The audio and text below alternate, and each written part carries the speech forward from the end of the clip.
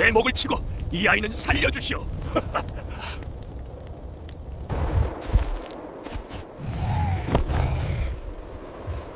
사람을 찢어 죽인다는 거대한 호랑이 한 마리가 늙은 사냥꾼의 초라한 흙무덤을 품에 안고서 부모 잃은 어린아이처럼 짐승의 피눈물을 쏟아내고 있었습니다. 살을 에이는 삭풍이 몰아치던 깊은 겨울밤, 적막한 산골짜기 무덤께서 벌어진 도무지 믿을 수 없는 광경이었지요.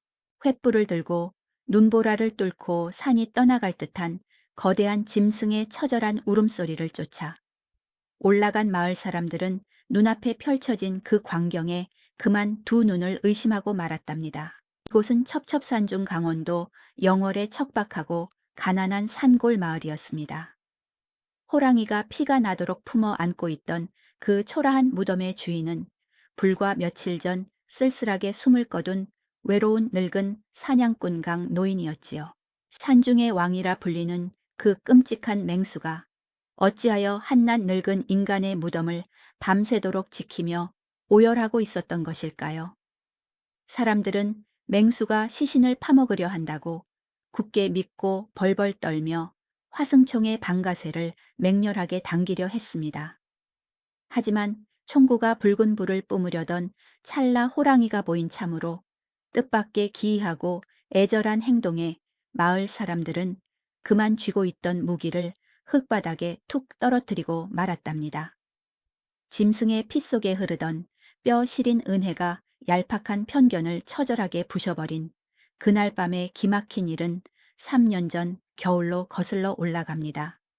산골 마을의 65 세강 노인은 50년을 거친 산속에서 사냥꾼으로 살아온 늙고 고독한 사내였습니다. 아내도 자식도 없이 낡고 차가운 화승총 하나에만 목숨을 기대어 살아온 그의 삶은 겨울 산바람처럼 차갑고 메말라 있었지요. 강 노인은 날이 굳거나 마음이 쓸쓸해질 때면 자신의 굽은 허리를 주먹으로 통통 두드리며 쿨럭쿨럭 깊은 기침을 토해내는 아주 오래되고 고단한 버릇이 하나 있었답니다. 평생 짐승의 피를 묻히며 살아온 강 노인의 오두막은 언제나 무덤처럼 서늘하고 적막했습니다. 겨울밤이면 문풍지를 때리는 매서운 칼바람 소리가 마치 늙은 사냥꾼의 텅 빈 가슴을 후벼 파는 듯 했지요. 노인은 밤이 깊어질수록 낡은 화승총을 닦고 또 닦으며 그 차가운 쇳덩이에 자신의 외로운 목숨을 기대려 했습니다. 불씨가 사그라든 아궁이 앞을 홀로 지킬 때면 누군가의 따뜻한 숨결이 미치도록 그리워 가만히 눈물을 삼키곤 했지요. 세상 천지에 자신의 죽음을 슬퍼해 줄 리가 아무도 없다는 뼈저린 고립감이 매일 밤 노인의 굽은 등을 무겁게 짓누르고 있었답니다. 그러던 어느 눈보라가 치던 참혹한 겨울날이었습니다. 식량을 구하러 사냥을 나갔던 강 노인이 산 중턱에서 다른 포수가 쳐놓은 잔인한 덫에 걸려 목숨을 잃은 어미 호랑이의 끔찍한 사체를 발견했습니다. 그리고 그 굳어버린 어미의 차가운 배 밑에서 핏덩이 같은 새끼 호랑이 한 마리가 얼어 죽어가며 바들바들 떨고 있는 것을 보았지요. 어쩌면 평생 짐승의 피를 묻혀온 노인의 가슴속 깊이 자식 하나 두지 못한 늙은이의 외로운 죄책감과 어미를 잃은 핏덩이의 처지가 하필 그날 거울처럼 아프게 겹쳐 보였는지도 모르지요. 새끼의 가녀린 울음소리가 눈보라를 타고 노인의 굳어버린 심장을 날카롭게 파고들었습니다. 평생 무수한 짐승의 목숨을 거두었던 포수였지만 차마 그 눈먼 핏덩이만큼은 모른 척 외면할 수가 없었답니다. 결국 강 노인은 굽은 허리를 두드리며 깊은 기침을 쿨럭 토해내고는 얼어붙은 새끼 호랑이를 자신의 낡은 저고리 품속에 깊숙이 집어넣어 마을로 안고 내려왔습니다. 그날부터 강 노인의 고단하고도 기막힌 젖동량이 시작되었지요. 노인은 갓난 짐승을 살려보겠다고 눈길을 헤치며 마을의 집집마다 문을 두드렸습니다. 하지만 흉년에 제 자식 먹일 젖도 부족했던 마을. 아낙네들은 산짐승 새끼를 거두어 무얼 하냐며 노인을 매몰차게 문전박대했지요. 노인은 포기하지 않고 마을에서 제일 가는 부자인 김 이장의 집 마당에 엎드려 제발 외양간 암소의 젖이라도 조금 나누어 달라며 이마에서 피가 나도록 얼어붙은 흙바닥에 절을 올렸습니다.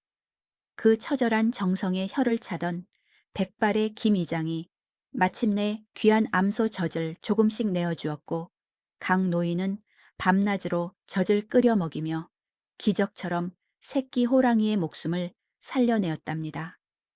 노인은 이 가여운 짐승에게 훗날 훌륭한 산의 주인이 되라며 산군이라는 늠름한 이름을 지어주었지요. 그렇게 죽어가는 핏덩이를 거둔 후 노인의 잿빛 삶에는 기적처럼 따뜻한 온기가 피어올랐습니다.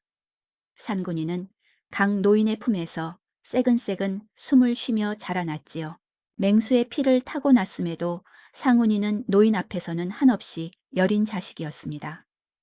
추운 겨울밤이면 땔감이 부족한 차가운 방 안에서 거대한 호랑이와 늙은 노인이 서로의 몸을 꼭 끌어안고 천을 나누며 모진 밤을 견뎌냈지요. 노인의 거친 손이 상군이의 이마를 쓰다듬을 때면 짐승은 기분 좋은 숨소리를 내며 노인의 낡은 품을 파고들었습니다. 그것은 종을 뛰어넘은 가장 숭고하고 따뜻한 천륜의 모습이었습니다.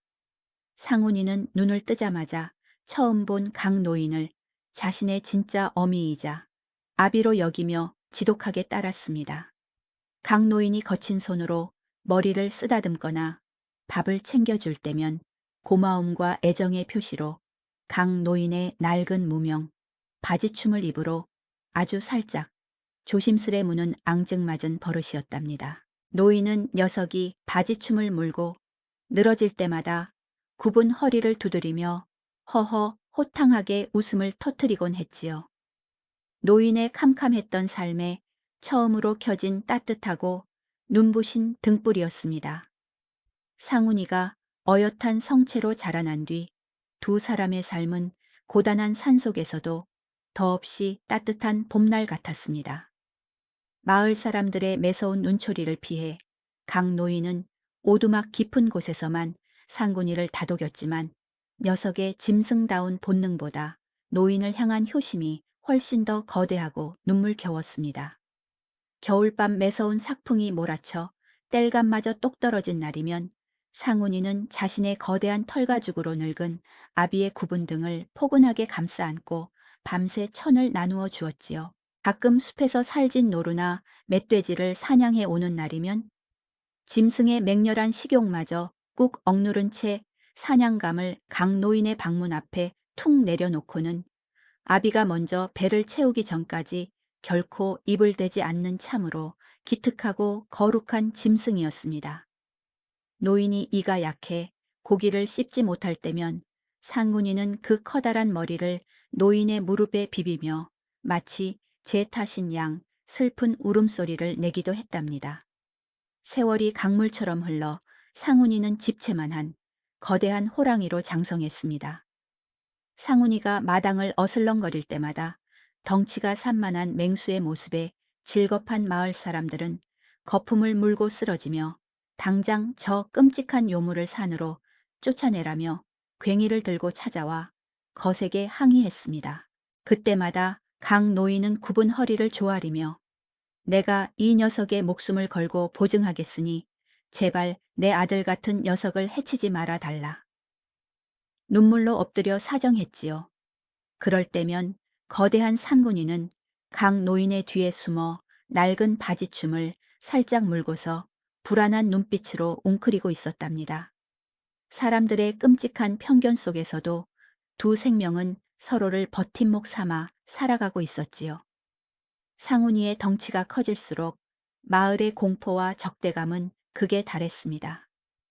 어느 날 밤에는 횃불과 낫을 든 장정 10여 명이 들이닥쳐 이 짐승을 오늘 당장 찢어 죽이지 않으면 영감마저 마을에서 쫓아내겠다며 서슬퍼런 으름장을 놓았지요. 그때 강 노인은 자신의 유일한 전재산인 낡은 화승총을 마당에 던져버리고 얼어붙은 흙바닥에 무릎을 꿇었습니다. 내가 평생 산짐승의 피를 본 몹쓸 죄인이오마는 이 녀석만큼은 내 핏줄이자 내 심장이니 차라리 내 목을 치고 이 아이를 제발 살려주시오. 피를 토하며 절규하는 아비의 구분 등 뒤에서 산군이는 그저 슬픈 눈으로 사람들을 바라보며 몸을 둥글게 웅크리고 있을 뿐이었습니다. 하지만 노인과 짐승의 평화로운 일상에 무참하고 가혹한 운명의 그림자가 드리웠습니다. 강 노인이 깊은 병을 얻어 피를 토하며 자리에 눕고 만 것입니다. 약조차 구하지 못해 숨이 헐떡이는 노인을 며칠 밤낮으로 지켜보던 상훈이는 어느 캄캄한 야밤 호련히 산속으로 종적을 감추어 버렸습니다. 마을 사람들은 배고픈 호랑이가 본색을 드러내고 도망친 것이라며 비웃고 손가락질했지요. 노인의 목숨이 경각에 달리자 상군이의 눈빛에는 짐승의 본능을 뛰어넘는 처절한 절박함이 맺혔습니다. 어미 호랑이가 죽기 전 새끼에게 본능으로 새겨준 산속의 영험한 약초밭 위치가 상군이의 피 속에 깊이 흐르고 있었던 것이지요. 아비를 살릴 영약이 저 높고 험한 절벽 끝에 있다는 것을 본능적으로 깨달은 상훈이는 사흘 밤낮을 쉬지 않고 깎아지른 바위산을 기어 올랐습니다. 날카로운 가시덤불이 살갗을 파고들고 날 선 바위 모서리의 발바닥이 다 찢어져 붉은 피가 눈밭을 적셨지만 녀석은 결코 걸음을 멈추지 않았지요. 폭설에 미끄러져 수십 길 낭떠러지로 굴러떨어졌을 때도 부러진 다리를 이끌고 다시 절벽을 기어오르는 지독한 집념을 보였습니다. 마침내 구름이 걸린 아득한 벼랑 끝에서 천년의 기운을 품은 귀한 산삼과 약초를 발견했을 때 상훈이의 온몸은 이미 검붉은 피로 얼어붙어 만신창이가 되어 있었습니다. 오직 자신을 거두어준 아비를 살려야 한다는 그 맹렬하고 처절한 내리사랑이 만들어낸 기적이었습니다. 사흘 뒤 칠흑 같은 한밤중 산군이는 입에 천년 묵은 귀한 산삼과 약초를 잔뜩 물고 피투성이가 된 채 마을로 내려왔습니다. 하지만 캄캄한 어둠 속에서 피냄새를 풍기며 마을로 들어서는 거대한 맹수를 본 사람들은 짐승이 드디어 사람을 해치려 내려왔다며 횃불을 들고 모여들어 몽둥이와 날카로운 돌팔매질을 쏟아부었습니다. 상훈이는 살같이 터지고 뼈가 부러지는 끔찍한 고통 속에서도 결코 사람들을 향해 으르렁거리거나 발톱을 세우지 않았습니다. 오직 강 노인을 살려야 한다는 일념 하나로 빗발치는 돌덩이를 온몸으로 맞으며 기어코 노인의 초라한 오두막 마루 끝에 귀한 약초를 툭 내려놓았지요. 이것이 인간의 잔인한 편견 앞에 짐승의 순수한 헌신이 무참히 짓밟힌 참으로 처절한 첫 번째 좌절이었습니다. 약초를 가져왔건만 이미 병세가 깊어진 강노인은 가파른 숨을 몰아쉬며 서서히 생명의 불꽃이 꺼져가고 있었습니다. 피투성이가 된 상훈이가 방구석에 엎드려 노인의 굳어가는 얼굴을 처연하게 핥으며 짐승의 눈물을 뚝뚝 흘렸습니다. 강 노인은 마지막 남은 힘을 쥐어짜 떨리는 손으로 상훈이의 거친 털을 다정하게 쓰다듬으며 쿨럭 기침을 토해냈습니다. 내가 눈을 감더라도 절대로 사람들을 미워하거나 해쳐서는 아니 된다. 너는 부디 위대한 산신령이 되어 이 외로운 산골 마을을 따뜻하게 지켜주거라. 그 애절한 유언을 끝으로 강 노인의 고단했던 손이 툭 떨어지고 말았습니다. 어미이자 아비였던 유일한 세상을 잃어버린 상훈이는 노인의 차갑게 식어버린 손에 뺨을 비비며 처절하게 울부짖었습니다. 마을 사람들이 뒤늦게 노인의 시신을 수습하여 매서운 눈보라가 치는 산 중턱에 작은 흙무덤을 만들어 주었지요. 그리고 그날 밤 맹수가 시신을 훼손할까 두려워 화승총을 들고 무덤가를 지키러 올라간 사람들의 눈앞에 콜드 오픈의 그 기막힌 광경이 펼쳐진 것입니다.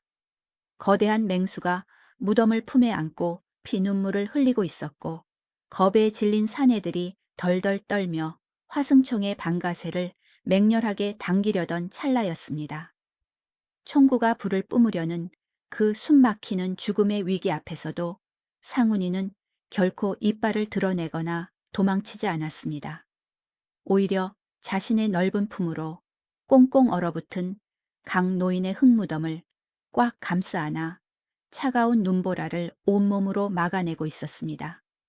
그리고는 과거 강 노인이 살아생전 머리를 쓰다듬어 줄 때 낡은 무명 바지춤을 조심스레 무셨던 그 애틋한 버릇, 그대로 무덤 앞에 세워진 차가운 나무, 비석의 모서리를 입으로 아주 살짝 조심스럽게 무는 참으로 가슴 미어지는 행동을 보였습니다. 그것은 맹수의 잔인한 식욕이 아니라 부모를 잃어버린 어린 자식이 아비의 낡은 옷자락을 붙잡고 제발 가지 말라며 오열하는 가장 슬프고도 절박한 슬픔의 맹세였습니다. 그 거룩한 짐승의 몸짓 앞에 척박한 산골짜기에 5가지 기적이 연달아 일어났답니다. 첫째 총을 겨누던 마을 장정들의 손이 덜덜 떨리며 쥐고 있던 화승총이 눈밭 위로 툭 떨어지고 그들은 그 자리에 털썩 주저앉아 엉엉 소리 내어 통곡하고 말았습니다. 짐승이 사람을 해치는 요물이 아니라 사람보다 더 깊은 은혜를 가슴에 품고 아비의 차가운 무덤을 따뜻하게 덮여주고 있었다는 뼈 시린 진실 앞에 사내들의 눈에서 굵은 눈물이 멈추지 않고 흘러내렸지요. 둘째 다음 날 아침, 촌장을 비롯한 온 마을 백성들이 무덤가에 올라와 짐승에게 큰 절을 올리며 자신들의 잔인했던 편견을 뼈저리게 회개했습니다. 인간의 이기심이 만든 두꺼운 얼음벽을 짐승의 뜨거운 눈물방울이 완벽하게 산산조각 내버린 거룩한 순간이었답니다. 셋째, 그날 이후 마을 안악들은 무덤가의 산군이에게 돌아가며 따뜻한 죽 한 그릇과 소미불을 가져다주는 따뜻한 풍경이 매일같이 펼쳐졌지요. 쏟아지는 폭설 속에서 무덤이 얼어붙을까봐 자신의 앙상한 몸을 둥글게 말아 무덤을 덮어주던 상훈이의 모습은 짐승이 아니라 하늘이 내린 가장 거룩한 상제의 모습 그 자체였습니다. 넷째, 지독하게 춥던 3년째 되던 겨울날 마침내 아비에 대한 3년상을 온전히 마친 산군이는 강 노인의 무덤 곁에 조용히 엎드린 채 아주 평안하고 맑은 얼굴로 숨을 거두었답니다. 짐승의 마지막 숨결은 마치 아비를 따라 저 세상으로 함께 떠나는 듯 더없이 고요했지요. 5째 마을 사람들은 피눈물을 흘리며 호랑이의 숭고한 죽음을 진심으로 슬퍼했고 강 노인의 초라한 무덤, 바로 곁에 상훈이의 무덤을 나란히 만들어주어 두 영혼이 영원히 함께할 수 있도록 정성을 다해 주었답니다.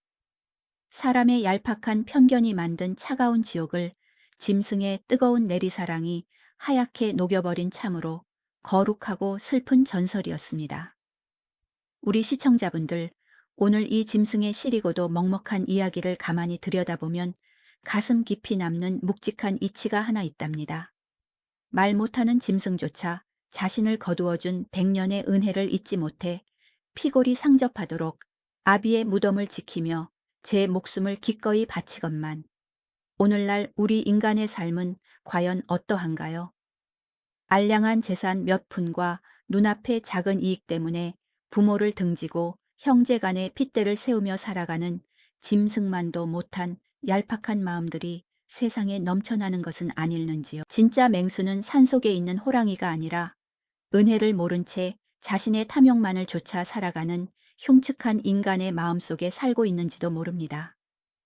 오늘 밤 들려드린 이 눈물겨운 호랑이의 보은 이야기가 시청자분들의 가슴에 따뜻한 위로와 울림으로 닿으셨다면 구독과 좋아요 한 번씩 꾹 눌러주고 가세요. 그래야 다음에도 이렇게 잊히지 말아야 할 훌륭하고 아름다운 예시야기 한 자락 정성껏 빚어올 수 있답니다. 짐승의 그 굽히지 않는 따뜻한 헌신을 잊지 않기를 바라며 댓글에 고마워 3글자만 남겨주세요. 당신이 가족을 위해 묵묵히 걸어온 그 희생의 길 역시 이 이야기 못지않은 거룩하고 눈부신 기적일 것입니다. 다음에도 더 정성껏 준비해서 찾아뵙겠습니다. 당신의 깊은 밤을 따뜻하게 지키는 설화 공방이었습니다.